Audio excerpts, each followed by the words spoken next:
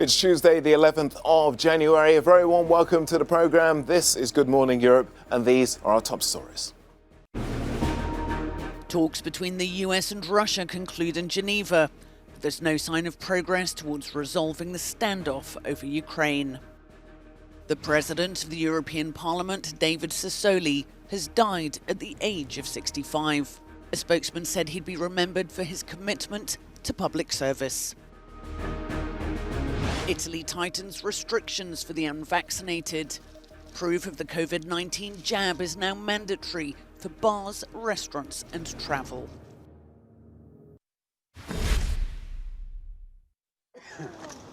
Talks in Geneva between Russia and the United States have ended with little compromise in sight. Moscow remained firm in its key demand that Ukraine never become a NATO member. Washington insisted the alliance's open-door policy would continue. The US again threatened Moscow with heavy consequences if it invades Ukraine.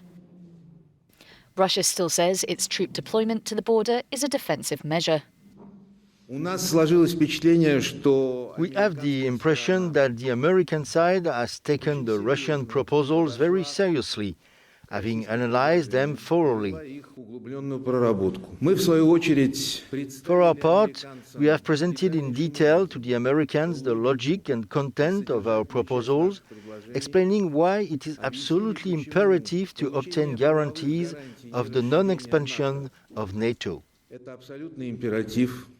made it clear that if Russia further invades Ukraine, there will be significant costs and consequences well beyond what they faced in 2014. Those costs will include financial sanctions, and it's been reported those sanctions will include key financial institutions, export controls that target key industries. The talks have kicked off an intense diplomatic week, with the NATO-Russia meeting scheduled for Wednesday in Brussels and a meeting of the Organisation for Security and Cooperation in Europe on Thursday in Vienna.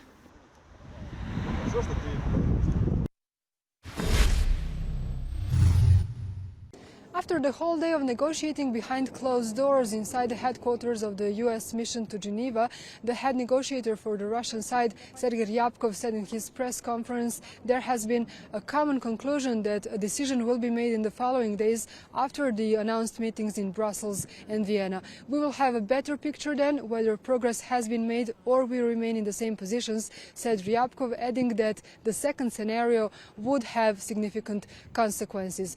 The key issues still remain unresolved, he said, stating that they didn't see willingness on the American side to make them a priority. He hopes that the US will brief their NATO allies ahead of the summit in Brussels and that NATO will make the first step. This time it cannot be another way around, said Ryabkov to reporters. Talks in Geneva were held in a very tense situation and neither side expected much of it. As we heard earlier from the American negotiators, it is very important for them to make it clear that every sovereign state has its own right to choose its own allies. So what could bring to de-escalation of this situation are the meetings that will be held in the following days. Natasha Kovacev, Euronews, Geneva.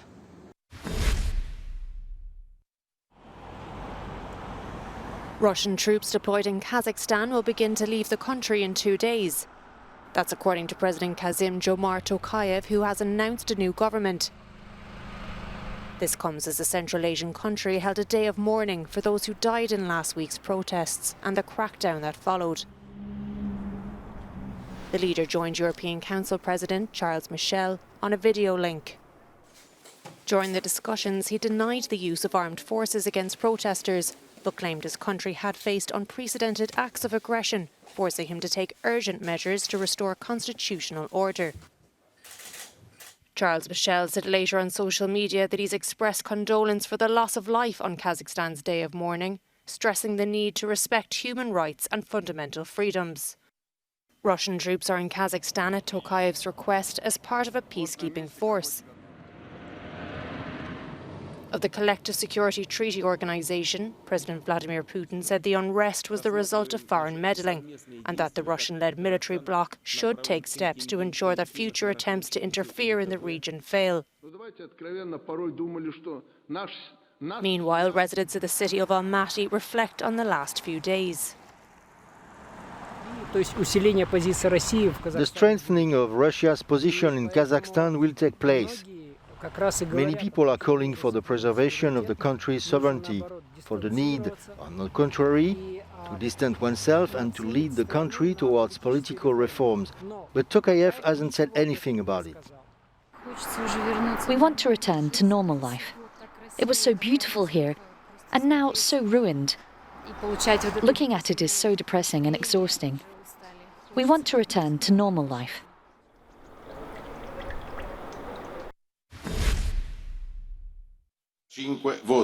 President of the European Parliament, David Sassoli, has died, aged 65. He had been hospitalised for several weeks with complications linked to his immune system. He passed away in the early hours of Tuesday morning in Aviano, Italy. The former journalist and centre-left politician had suffered a lot of recent setbacks to his health. In September, he was taken to a hospital in Strasbourg and treated for pneumonia. Sassoli left journalism and became an MEP in 2009. He was a member of the centre-left Progressive Alliance of Socialists and Democrats. He beat 3 other candidates to become president of the European Parliament in July 2019. The Italian politician had already expressed his desire to not seek re-election, and a vote to elect his replacement had already been planned for later this month. European politicians have already started to send their condolences. Bonjour, chers collègues. After days of legal wrangling, Novak Djokovic has announced he's now fully focused on defending his Australian Open crown. The 34-year-old, who was back in training within hours of leaving an immigration detention hotel, won an appeal against his visa cancellation, seemingly allowing him to compete in next week's Grand Slam despite not being vaccinated against COVID-19. Speaking at a press conference in Belgrade, the world number one's parents called it the biggest victory in their son's career, whilst his brother added that justice had been served. Novak is free. Novak was earlier on a tennis court. He was training.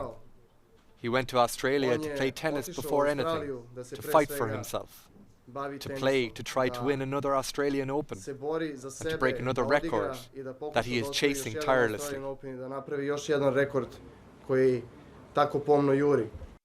Novak Djokovic simultaneously took to Twitter to express his gratitude towards the judge and his supporters, but there may yet be a further twist in the tale as Australia's Immigration Minister Alex Hawke still has powers to re-cancel the visa and deport the unvaccinated player, with his decision expected later this week. The Australian Open kicks off on the 17th of January, with the draw taking place on Thursday.